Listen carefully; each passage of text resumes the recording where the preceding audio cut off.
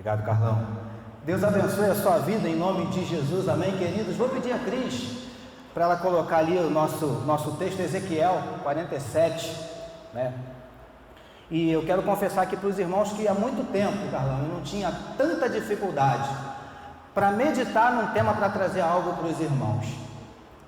E eu quero confessar aqui, né, de público, até para os irmãos que estão nos assistindo pela internet, quando eu recebi o tema, na verdade eu não sabia que o tema seria exatamente isso. Eu fiquei com o tema, uma igreja apaixonada pela cruz, apaixonada, fiquei com isso na cabeça. E aí depois, conversando com a Júlia falou: pastor, mas tem um tema específico que é em Ezequiel 47. E aí eu fui lá, eu lembrava assim, né, superficialmente, né, e eu falei até com a Júlia, Júlia, mas como é que não tem nada a ver uma coisa com a outra, como é que eu vou associar uma coisa aqui com a outra? Não foi, Júlia?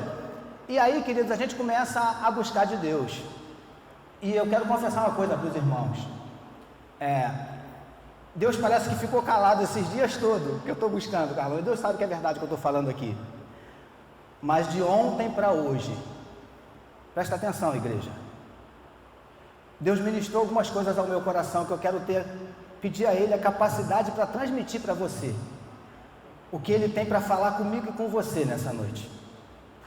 E eu confesso para os irmãos que a minha posição não é muito confortável, mas eu estou aqui para ser canal de Deus, instrumento de Deus, para a glória do nome dEle nessa noite.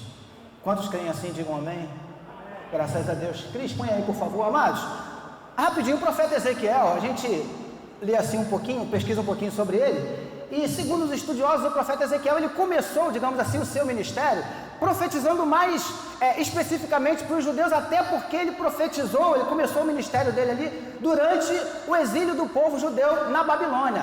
Então ele começou trazendo ali uma palavra de arrependimento para o povo, uma palavra, né, falando contra a rebeldia, contra a desobediência, contra a idolatria, que Deus ia mudar o quadro que eles estavam vivendo ali naquele tempo. Então essa foi, digamos assim, o teor da profecia de Ezequiel no começo do seu ministério.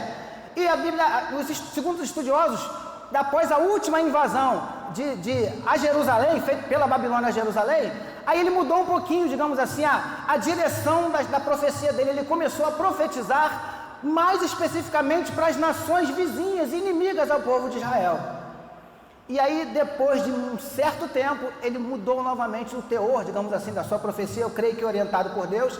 E aí Ezequiel, depois que passou, digamos assim, um pouco aquele aperto, a coisa, então Deus levantou Ezequiel já para trazer uma palavra de esperança, uma palavra de mudança, uma palavra de restauração para o povo de Israel. E aí, queridos, nós aprendemos algumas coisas sensacionais aqui, porque nesse trecho que a gente vai ler aqui um pouquinho, a gente lendo lá o texto, né, tem algumas expressões que são até difíceis de você entender o que Deus está querendo dizer. Basicamente, o que acontece ali? Ezequiel tem uma visão, e nessa visão ele vê um filete. Vou usar essa expressão para você entender, né? Um filete de água. Por que um filete, pastor? Porque, segundo a visão, essa água ela foi se avolumando com o tempo, de acordo conforme ela ia saindo, digamos assim, nascendo, né? Ela foi se avolumando. Então o profeta teve aquela visão, ele foi acompanhando aquele rio, depois ele é convidado a entrar no rio, a gente vai falar aqui um pouquinho rapidinho sobre isso. E aí, queridos, a Bíblia diz que esse rio, essa água que o profeta via, ela ia caminhando e ela chegava até o Mar Morto. E o Mar Morto, como nós sabemos, esse nome não é à toa, né? Não tem vida, não tem nada lá, devido à alta concentração de sal. E a Bíblia diz, queridos, que quando essa água chegava ao Mar Morto, ali o Mar Morto ganhava vida, peixes e seres viventes começavam a surgir ali dentro do Mar Morto. E aí Deus fala ali com o profeta algumas coisas muito particulares. Eu quero ter condições de dividir com você algumas coisas muito especiais nessa noite. Eu queria que você que está aqui conosco, você que está em casa, que você ficasse muito, muito, muito ligado no que Deus tem para mim e para você nessa noite. Em nome de Jesus, amém, queridos? Vamos meditar aqui no texto, porque o texto começa dizendo assim, pode pôr aí no projetor que a gente vai acompanhar aqui, queridos. O profeta primeiro teve uma visão de uma água, e automaticamente, queridos, aquilo ali se referia a uma água espiritual, amém, igreja? E eu acho muito interessante quando a Bíblia usa a água, né? Até porque a Bíblia ela é sensacional, ela usa algumas expressões para se referir ao Espírito Santo, como por exemplo óleo, né? A gente vê a Bíblia, né, se referindo ao Espírito Santo como óleo, a gente vê a Bíblia falando do Espírito Santo também como fogo, né? Mas eu acho legal que aqui fala da água, e a gente vê essa comparação, essa analogia em outros textos, em outras passagens. E a primeira coisa que eu acho muito interessante aqui, queridos, porque a água, ela tem algumas propriedades. Eu quero destacar aqui pelo menos 3 propriedades da água. A primeira delas, a água, ela mata a nossa sede. Aleluia. Eu quero começar essa mensagem profetizando na tua vida, que o Senhor está dessedentando a tua alma nessa noite. Amém, queridos? Primeira coisa que eu aprendo. Segunda propriedade da água, queridos. A água, além de matar a nossa sede, a água, ela também serve para nos lavar. Obrigado, Carlão. Lavar. Segunda coisa que eu quero trazer para o teu coração, como diz o pastor Carlos na nossa fase introdutória,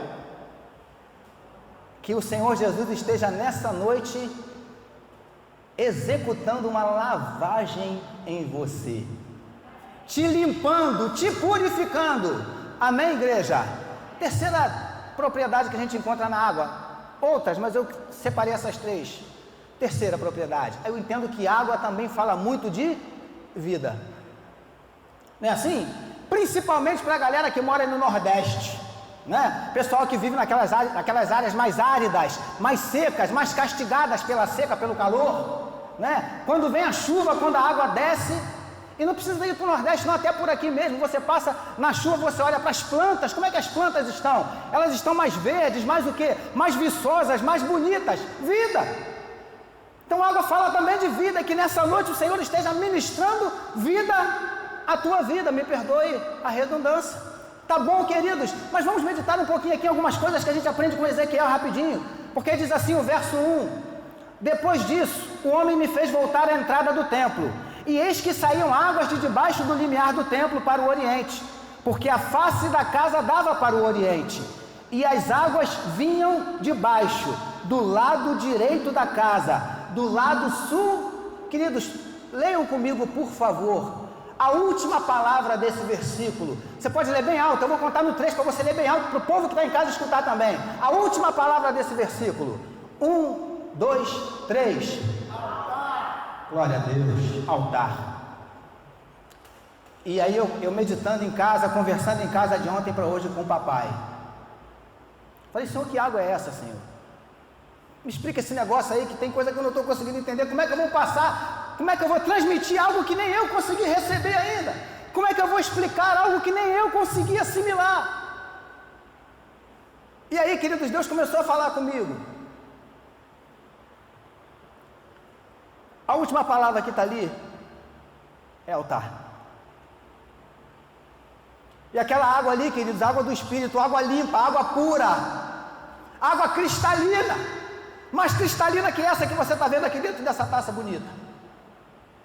E ali no primeiro versículo, queridos, a Bíblia diz que aquela água surgia, nascia de debaixo do altar.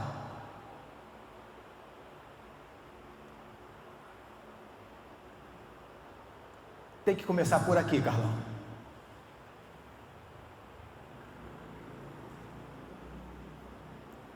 Tem que começar com a gente, varão. É daqui. É daqui que tem que sair água viva para dessedentar você. E tem que ser água pura. Não pode ser água misturada. Tem que começar daqui. E eu não estou falando de perfeição, não, queridos. Mas eu estou falando de santificação. Tem que começar daqui. Tem que começar saindo água desse púlpito. Água limpa. Isso foi a primeira coisa que Deus começou a ministrar no meu coração. E aí os irmãos me conhecem um pouquinho, eu já comecei a chorar, eu falei, Senhor, tem misericórdia. Porque nós somos falhos. Nós somos imperfeitos, mas tem que começar daqui, queridos. Tem que começar do altar. Vamos seguir aqui, queridos, porque eu quero seguir. Verso 2: e ele me levou pela porta do norte e me fez dar uma volta por fora, até a porta exterior que olha para o oriente. E eis que corriam águas do lado direito. Agora olha aqui para mim. A água surgia, acompanha comigo o raciocínio, no altar. Amém, igreja? E saía. Pode visualizar o nosso templo aqui, tá? A água surgia do altar, ia inundando, molhando o templo, e depois essa água saía. Deixa eu dizer uma coisa para você, queridos.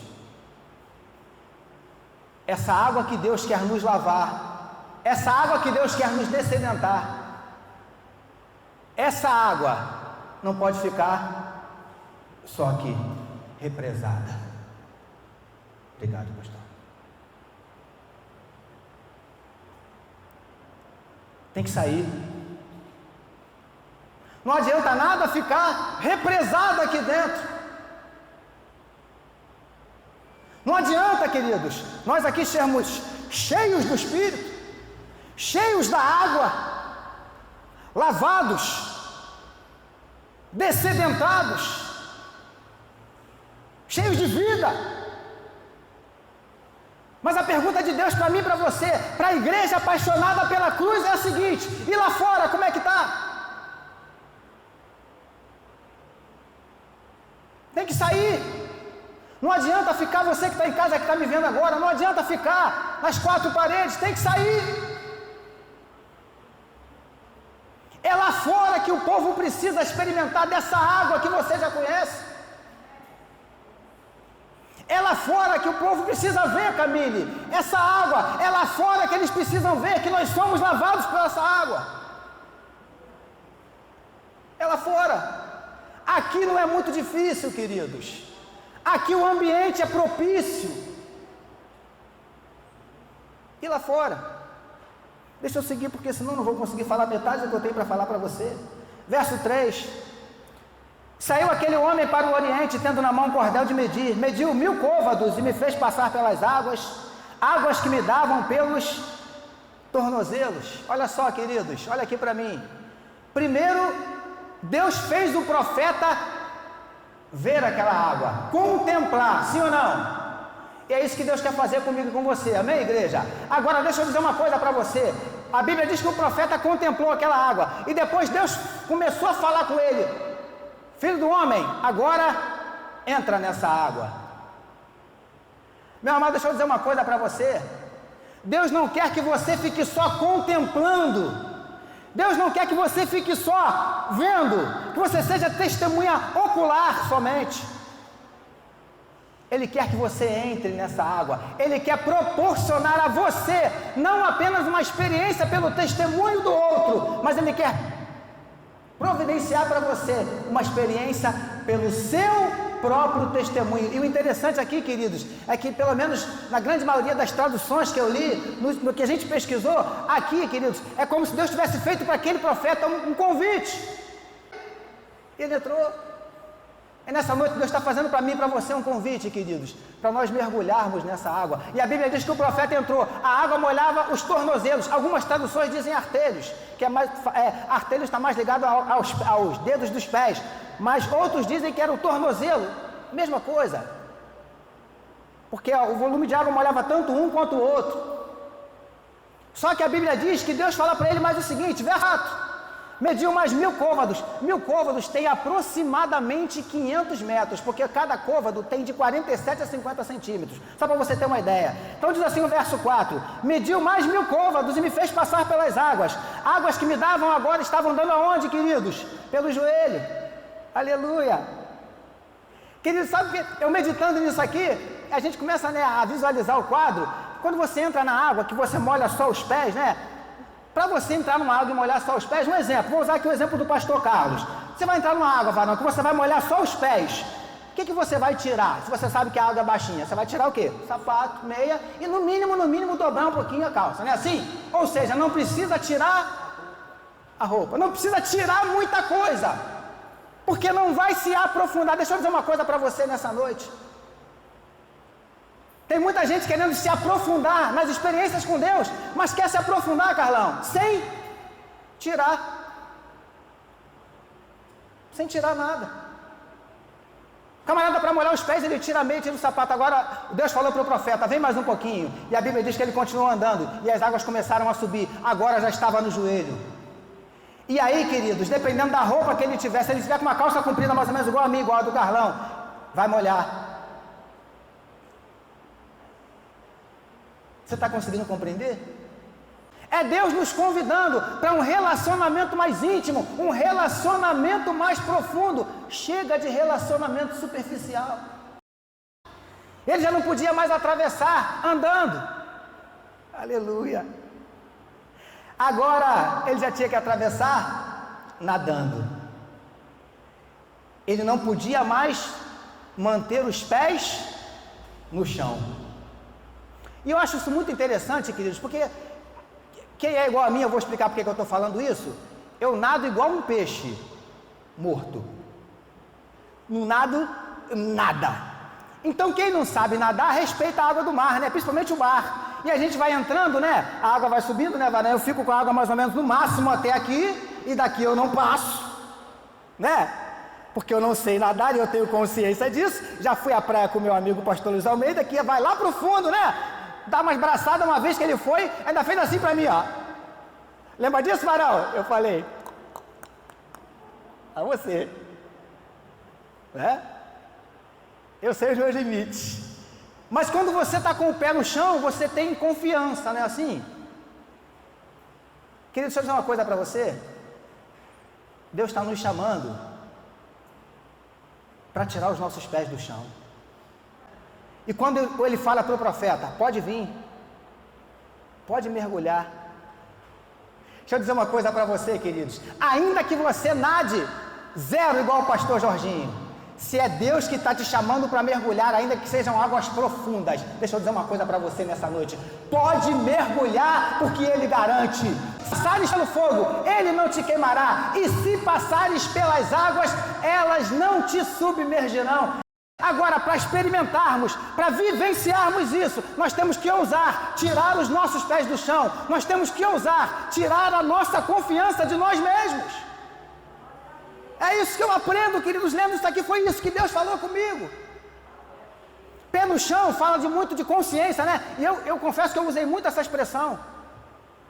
Eu me lembro que uma vez, rapidinho, na congregação da Coroa, os irmãos queriam fazer um negócio lá, que era um pouquinho maior do que a nossa capacidade, e eu falei para eles, não, irmão, não vamos fazer não, porque aqui comigo é assim, comigo é pé no chão. E Deus tem me incomodado nos últimos dias, a de vez em quando, tirar os meus pés do chão e me lançar nele. Até porque, queridos, deixa eu dizer uma coisa para você, o tema que nós estamos utilizando aqui é uma igreja apaixonada pela cruz, e eu fiquei meditando nesse tema, Carlão, alguns dias, porque eu ouvi um pastor, há poucos dias atrás, falando uma coisa que ele tem até razão, guardada as devidas proporções. Ele falou o seguinte, queridos, eu tenho andado incomodado com esses crentes que estão se dizendo apaixonados por Jesus. E aí, o início da palavra dele me interessou, eu falei, peraí, quero ver onde é que esse cara quer chegar. E aí ele começou a se justificar, e ele dizia o seguinte, por que eu estou incomodado? Porque quando a gente fala de paixão, paixão é um sentimento passageiro, paixão é um sentimento efêmero, paixão é um sentimento que não é muito duradouro, não tem profundidade nesse sentimento, paixão é um sentimento muito superficial. E humanamente falando, querido, deixa eu dizer uma coisa para você, ele não estava errado não. E aí eu comecei a falar com Deus, eu falei, Senhor, então quer dizer que está errado se eu estiver apaixonado pelo Senhor? E aí eu vou dividir com você o que Deus ministrou para mim. Ele disse assim para mim, Jorge, continue apaixonado por mim. Sabe por quê, queridos? Agora você vai entender porque eu vou usar uma linguagem bem humana. Os apaixonados, eles fazem loucuras pelas suas paixões. E deixa eu dizer uma coisa para você, queridos. Deus tem buscado nesses últimos dias crentes que queiram fazer loucuras por amor à sua palavra, loucuras por amor ao evangelho, loucuras por amor à cruz. Nós dizemos que amamos, mas por conta desse amor, Carlão, nós somos muito certinhos. Por conta desse amor, nós somos muito centrados. Por conta desse amor, nós somos muito equilibrados. E deixa eu dizer uma coisa para você nessa noite, guardadas as devidas proporções, o Senhor quer tirar o teu equilíbrio nessa noite. Ele quer que você se firme nele. Aleluia. Vamos seguir, queridos, porque eu não vou conseguir falar tudo que eu tenho para falar para você. E a Bíblia diz que aquela água chegou até o Mar Morto. A Bíblia diz que aquela água chegou até o Mar Morto. E ali no Mar Morto, como os irmãos já sabem, queridos, o Mar Morto, devido à sua alta concentração de sal, não tinha peixe, não tinha nada. Inclusive, eu não sei se é verdade, há quem diga que você tem até dificuldade de afundar no Mar Morto devido à alta concentração de sal. Eu não sei até onde vai esse negócio aí, porque eu confesso que primeiro que eu nunca mergulhei no Mar Morto, né? E segundo que eu não pesquisei mais a fundo. Mas eu já ouvi várias pessoas falando a respeito, e eu acredito, né? Fisicamente falando tem sentido. Não é assim? Não havia vida. E a Bíblia diz, queridos, que quando aquela água chegou, aleluia, onde não tinha vida, começou a ter.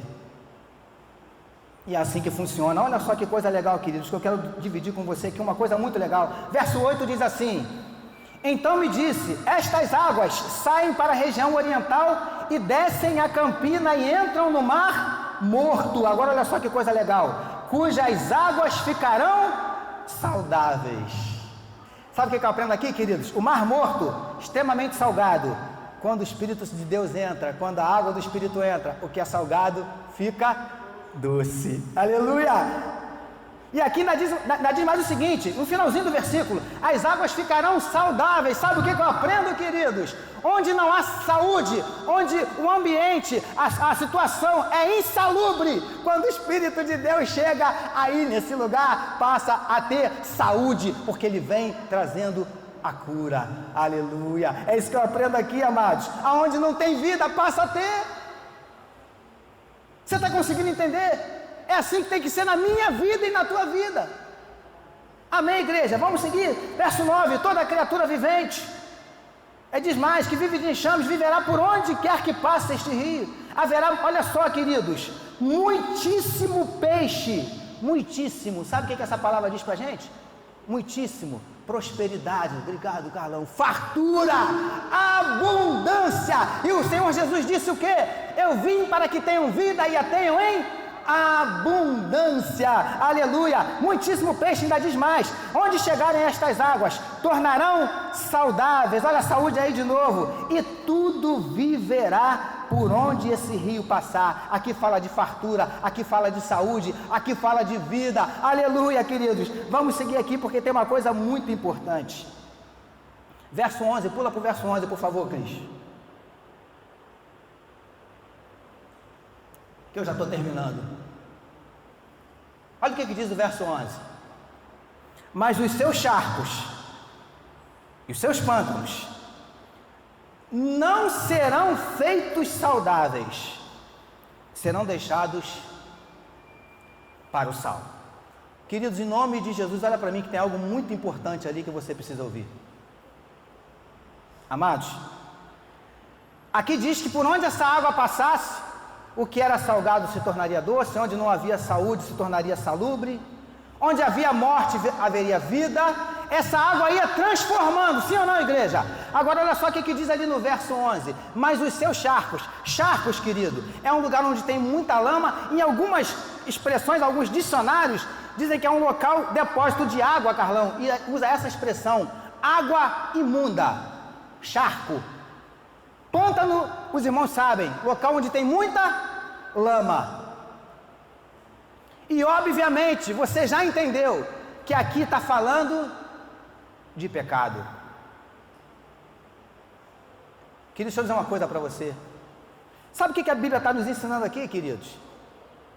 Porque essa água, por onde ela passava, o hino que nós cantamos aqui, né? Por onde esse rio passar, tudo vai transformar, mudar.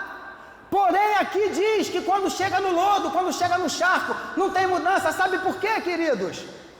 Porque tem um montão de gente aí querendo mudança de Deus, tem um montão de gente aí querendo experimentar das águas do Espírito, mas ao mesmo tempo quer continuar vivendo na lama, mas ao mesmo tempo quer continuar vivendo no charco, quer continuar vivendo afundado no pecado, e não tem como, porque a Bíblia diz que não existe comunhão com luz e trevas.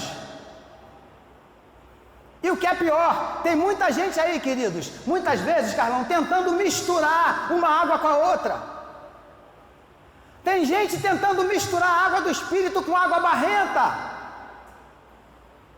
Não tem como, queridos. Tem muita gente querendo dar uma aparência de pura, uma aparência de limpa, uma aparência de saudável, uma aparência de cristalina, mas está misturada com lama.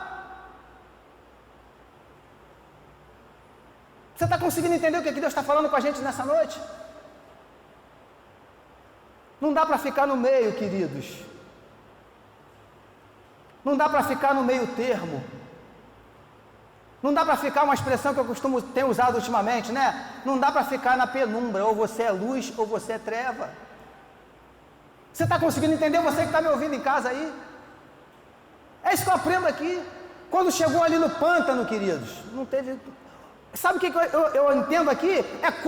É só para você entender, querido, sem cometer nenhuma heresia. É como se o Espírito de Deus tivesse impossibilitado de atuar naquela região, naquela área, naquele lugar. Por quê, pastor? Porque havia lama. Havia o que, igreja? Sujeira, pecado. E não dá para juntar, querido. Nós estamos misturando, queridos. Nós estamos querendo dar uma aparência de água limpa.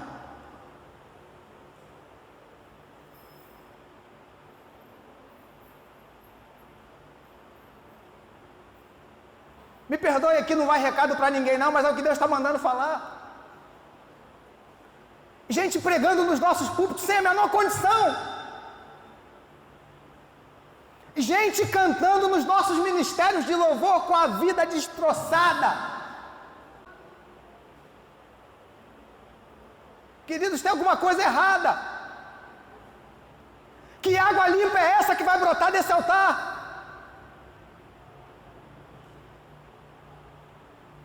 Eu não queria estar na posição que eu estou hoje não, mas eu preciso falar para você, porque eu estava tomando banho na casa da minha sogra que eu estava, queridos, e Deus disse assim para mim: ai de você que não fale o que eu estou mandando dizer.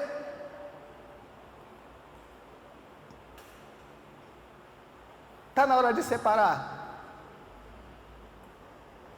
Vamos terminar, queridos.